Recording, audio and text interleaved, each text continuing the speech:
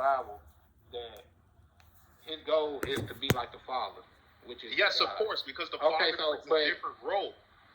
But the thing is, the goal is to be like the Father. So when we be like Jesus, we're being like the Father. So of course, it always go back to the Father. Okay, so said. But it doesn't change the fact that Christ is my God's name is Christ. Yeah. I mean, I agree with that too, but it's like, you know why you agree? Because there's no contradiction here. It's just different persons. It's not a different God. Do you see what I'm trying to say? The reason why there's no pushback from you or me, even though we're describing, it's because we're describing two different persons. It's like me describing Denzel Washington in Training Day versus Denzel Washington in another movie. It's still the same Denzel Washington, just being two different persons. Nah, Book and Eli, he was different. Yeah, he was definitely different. He was different in that too. He was a different person in that too. Y'all know the Isis and Osiris story? Ain't nobody trying to hear that heathenistic shit. Hold on. How the good twin, the bad twin gets killed. Kills the good twin, and she collects his body, cuts his. The short version, his body is cut up into 13 pieces. Wait, hold on a minute. Newton, what was the scripture? I just want the scripture. Hold up. And Horus is created. Some people at that time with that mythology believe that Horus was Osiris, and some believe that Horus was separate from Osiris. But that the mother and the father created him, because she still created him with the sperm of Osiris or whatever, into her, and mixed it with her egg to create Horus. But in some people believe that Horus was Osiris coming back to life through his sister. But some people believe that was the son, that they were separate. So sometimes with Christianity, it's like that whole blue. Maybe the cells are smaller, but it's definitely on the right trend. You know what I'm saying? So I'm excited about that. This ChatGPT has definitely got a lot of people buying a lot of domains to start up their stuff. Maybe they're not buying, our domains, but at least they're getting familiar with it. And, later on, they're going to come for better domains, So it's all good, man. It's all good.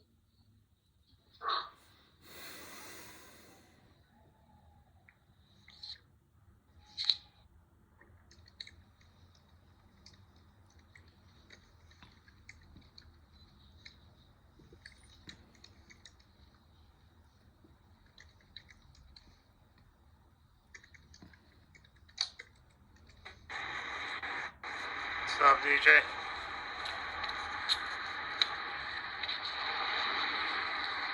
What's going on? Just walking. I hope you're not on the freeway. I swear to God, I almost got clipped.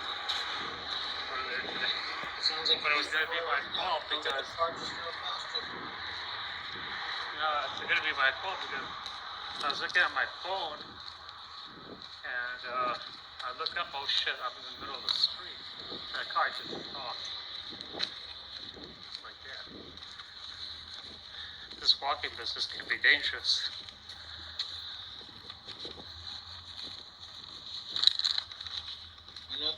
They make these products that you can buy called a treadmill, where you can just walk indoors as long as you want, without any obstacles.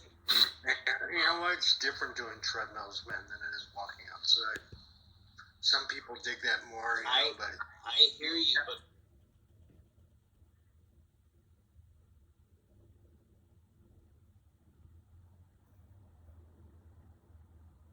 Yo, Pepe, can you hear me? Yep. What's up, dude? Hey. What are you doing this fine Sunday? I gotta go meet up with my family in a bit. My brother is in town with his wife and my niece. And meantime, just make some room, make another room, stir the pot a little bit. Yeah, I mean, I gotta say, I respect what you're able to create, and you know, the fact that you've been doing it for so many years and having these conversations, and then, you know, how would you rate yourself in terms of being like a cool guy? You know, I mean, like a well-rounded individual in society, not, you know, Clubhouse aside. Like, how do you rate yourself on a scale of 1 to 10? 10 being the best in terms of like the cool guy. In terms of like how I get around or get along with people, Yeah. like an 8 or a 9. So you have a high level of agreeability, right? I would say, probably more than most people. However, I think it does get to a point to where, like, I will, I'll try to avoid conflict and trouble with people. But how would you really how would you rate disagreeing. how would you rate yourself in the work environment? Cooperative, like on a scale of 1 to 10. 10, you're highly cooperative, but I mean, I tend to like get along with everybody, and everybody know me. all right. Well, I'm kind of a clown. anyways, I mean, I just think you're a smart guy, you know, and I'm sure you're going to be successful in everything you do. I mean, I guess what I'm saying is like you're essentially in the media creation, you know, space. So as like a creator, content, you know, creator, you know, I mean, like if you're not capturing the audio and capturing the video of your work, you're really wasting your endeavors as an artistic experience and product creator. You know, you should be smarter. I hope you're creating permanent, you know, content out of all your work. Like you should be selling it as a catalog in the future. Like you have a gift and you have a good niche. So, I mean, your white, black divide conflict rooms, comedy rooms, shut the fuck up rooms, you know, Clubhouse is a unique space. You fill a unique niche. And I'm amazed at like how some people in the room don't even like, I don't know.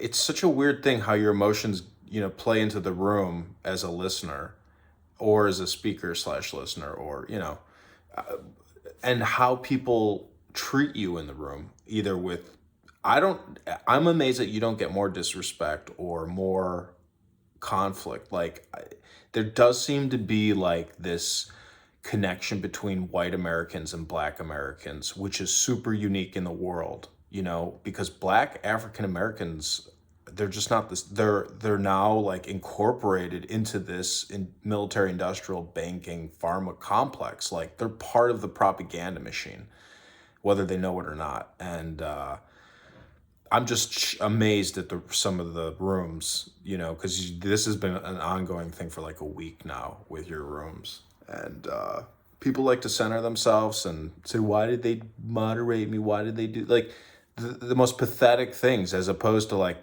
really trying to understand American culture and the situation that we're in with black power propaganda and white power propaganda, you know, because I assume the belief is that there is no such thing as white power propaganda. There's only this thing called black power propaganda. And, you know, you hear like 2 guys who sound like Nick Fuentes, 3 guys, 4 guys, 5 guys. That's nothing. I can go on Clubhouse and show you 100 black power propagandists. You know, the numbers are just not there because white America is not on Clubhouse. White America is in the world actually working, living fabulous lives, skiing in Breckenridge. That's, yeah, I mean, there's a big difference. I would say the thing though with me is that because I've been doing this for a long time, or not a long time, but like a couple years, I'm very familiar with the arguments and the rhetoric from both sides, from the most extreme racist on both sides to just normal people. And so it's kind of knowing you can do it in a way where you can joke and make fun of people, but it's a fine line that you have to walk where you don't feel you're not being that they don't feel that disrespected to where they hate you. But you know, but when I have like serious conversations with them, I'm always good faith. I'm not like debate throwing people is that's where you're just going to be, you know, you're just going to be very polarizing figure, and then people are yeah, it might win you over an audience that would want to see you debate or something like that. But it's, I don't know.